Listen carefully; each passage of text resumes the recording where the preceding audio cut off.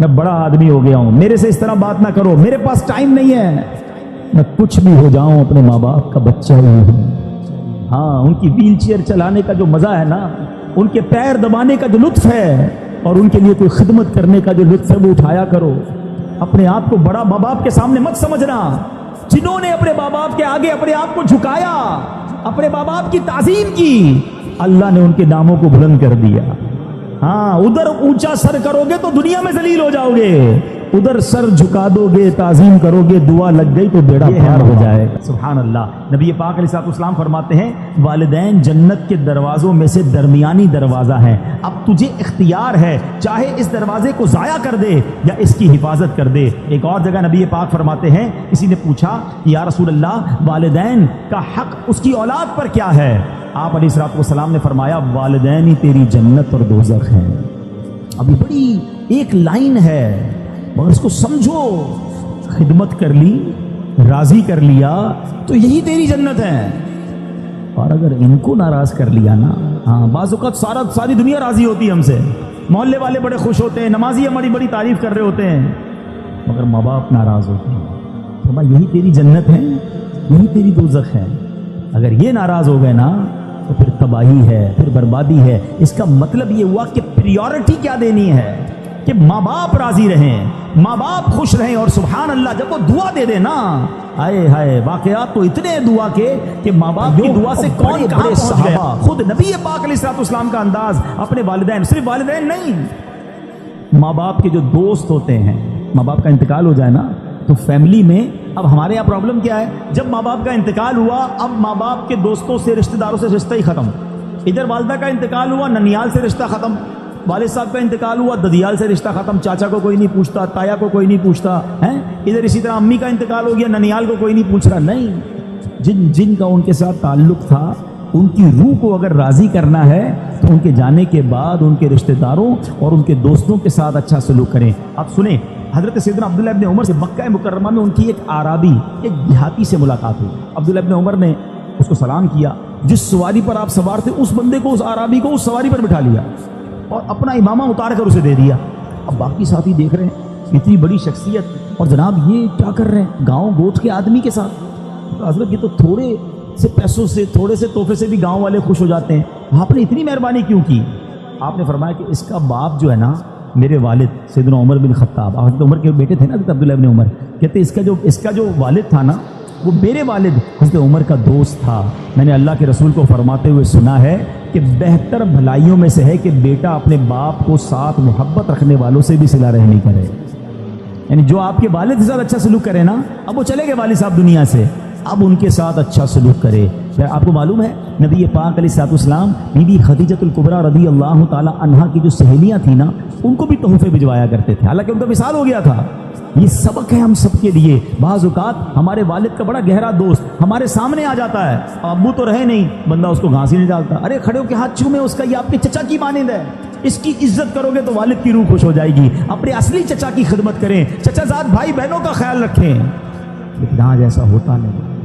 اے میرے پیارے اسلامی بھائیوں، اگر آپ آخرت میں ترقی چاہتے ہو، ماں باپ کی دعائیں ضرور لینا، یہ دعائیں پار لگا دیتی ہیں۔ سنو پیارے آقا علیہ الصلوۃ والسلام کا انداز کیا تھا۔ ایک بار نبی پاک علیہ الصلوۃ والسلام کو حضرت ابو طفیل رضی اللہ عنہ فرماتے ہیں کہ ہم نے نبی پاک علیہ الصلوۃ والسلام کو دیکھا کہ آپ مقام جعرانہ میں، جو ماشاءاللہ بڑا عمرہ کرنے گئے ان کو پتہ ہے جگہ، کہ وہاں وہ گوشت تقسیم فرما رہے تھے۔ میں اس وقت چھوٹا تھا اور اونٹ کی ہڈی اٹھائے ہوئے تھا، ایک عورت سامنے سے آئی، حتیٰ کہ وہ نبی پاک کے قریب پہنچی تو پیارے آقا نے اپنی چادر مبارک بچھا دی، جس پر وہ بیٹھی۔ جب وہ چلی گئیں تو میں نے کہا یہ کون تھی؟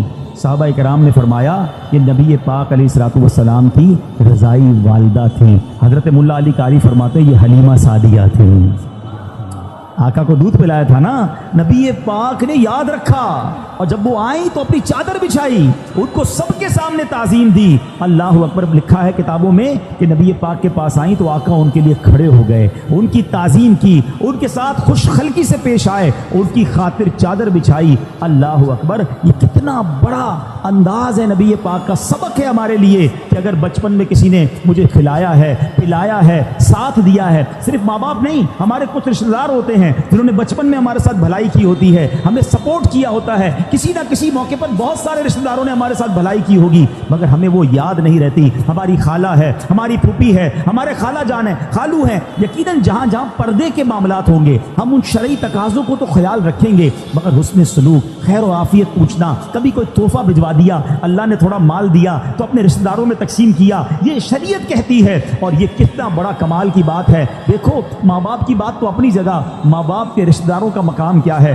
آپ سنیں گے, آپ کا ایمان تازہ ہو جائے گا. ایک بار نبی پاک علیہ الصلوۃ والسلام کے پاس ایک شخص آیا اور آ کر کہتا ہے کہ حضور مجھ سے گناہ ہو گیا ہے, کیا میری جو ہے توبہ قبول ہو جائے گی؟ اب ذرا غور سے سنیے گا, میری توبہ قبول ہو جائے گی, مجھ سے گناہ ہو گیا ہے. اب نبی پاک نے اس کے سوال پہ کیا کہا؟ پیارے آقا علیہ الصلوۃ والسلام فرمایا کیا تیری والدہ ہے؟ کہتا حضور نہیں, والدہ کا تو انتقال ہو گیا. ہائے ہائے, تو نبی پاک نے کیا فرمایا؟ فرمایا تیری خالہ ہے؟ جی حضور خالہ زندہ ہے. سرور کائنات علیہ الصلوۃ والسلام نے فرمایا اپنی خالہ سے حسن سلوک کرو. یار اگر یہ سمجھ آ جائے نا بات, ہمیں معافی گناہوں کی چاہیے, اللہ سے معافی چاہیے. سلوک ماں سے اچھا کرو, ماں نہیں تو ماں کی بہن کے ساتھ, خالہ کے ساتھ اچھا سلوک کرو, اللہ تمہارے گناہ معاف فرما دے گا. اب آپ سوچیں جو ماں باپ کی خدمت کر رہا ہے اس سے رب کتنا راضی ہوگا. مگر آج لوگوں کے پاس ماں باپ کی خدمت کا ٹائم نہیں ہے, بہت بیزی ہوں, بڑی مصروفیت ہے, دوستوں میں جا رہا ہوں, نہیں ابو میرے پاس ٹائم نہیں, امی میں بہت مصروف ہوتا ہوں. نہ کیا کرو ایسا, تمہارے گھر میں جنت موجود ہے, تمہارے گھر میں مغفرت کا دروازہ موجود ہے, تمہارے گھر میں رب کی رضا موجود ہے, مگر تم ادھر ادھر دوڑ رہے ہو, ادھر ادھر بھاگ رہے ہو. اے میرے پیارے اسلامی بھائیوں, آئیے میں چند حدیثیں سناتا ہوں, آپ کا ایمان تازہ ہو جائے گا. ایک بار حضرت ابو اسحاق رحمۃ اللہ تعالی, پہلے ایک روایت سن لیں کہ خدمت میں ایک شخص حاضر ہوا, عرض کی حضور میں نے رات کو خواب میں دیکھا کہ آپ کی داڑھی جو ہے وہ ہیرے جواہرات سے سجی ہوئی ہے. بزرگ کو کسی اور نے خواب میں دے کر آ کر کہا کہ میں نے خواب میں دیکھا کہ آپ کی داڑھی جو ہے اس میں ہیرے جواہرات ہیں. آپ نے فرمایا تو سچ کہتا ہے, یعنی تیرا خواب سچا ہے, کیونکہ میں نے کل سونے سے قبل اپنی داڑھی جو ہے اپنی ماں کے تلووں کو لگائی تھی.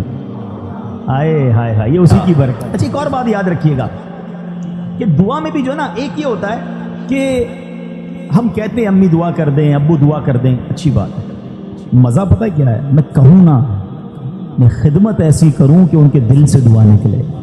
ہاں وہ جو اثر رکھتی ہے نا, ایمان تازہ ہو جائے گا. سنو ایک واقعہ, ایک گناہ گار نوجوان کا انتقال ہوا, اس کو کسی نے خواب میں جنت میں حاجیوں کے ساتھ ٹہلتے دیکھا.